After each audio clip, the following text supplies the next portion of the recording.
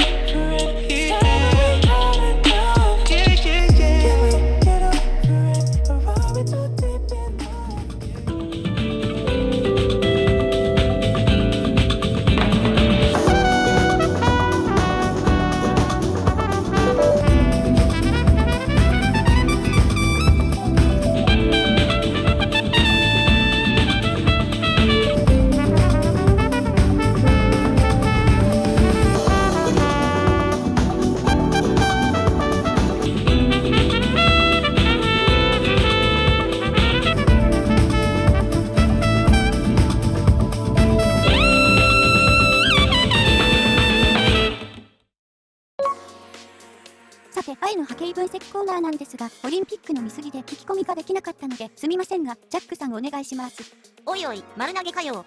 しょうがないな、もう。では波形を見ていきましょう。2モデルの波形です。880の低域はピンクノイズの基準ラインに沿うようなカーブでさほど弱いわけではないと思います。プルームの低域は前回の動画で少し EQ 補正で絞りましたから存在感があります。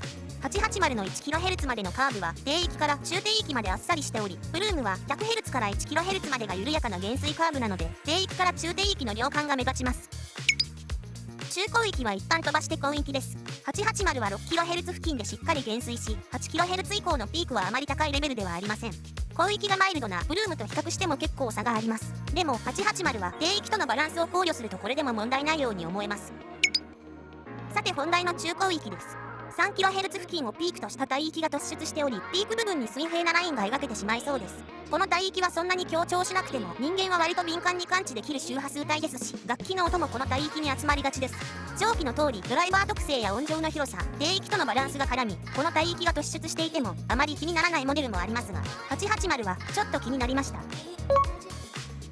このまま聞き続けるとさすがに聞き疲れが激しいので、この1ポイントに絞り補正しました。出過ぎたこの帯域を絞りバランスが良くなることでボリュームを上げれば低域高域がしっかり上がってきます。880にはベントホールがあるので良い感じに圧が抜け、音量も広いのでたったこれだけの補正で聞き心地は激変します。全く補正なしで完璧に自分の好みのバランスになるモデルにはあまり出会ったことがありません。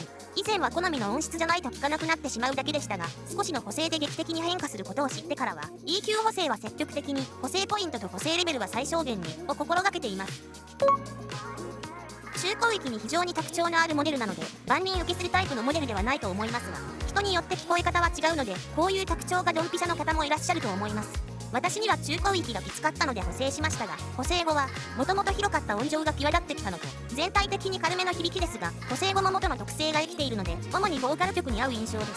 イヤーシェルが綺麗で背面フェイスプレートが手塗りのオンリーワンのデザインとなる RIE880 はコレクション欲をくすぐられるモデルです。音質も特徴のあるモデルですので気になった方は入手して聞いてみてください。ということでランコーアコースティックス RIE880 のレビューでした。ではまた次の動画で。ご視聴ありがとうございました。MD ジャックチャンネルはイヤホンレビューを音と波形た言葉で表現します。チャンネル登録お願いします。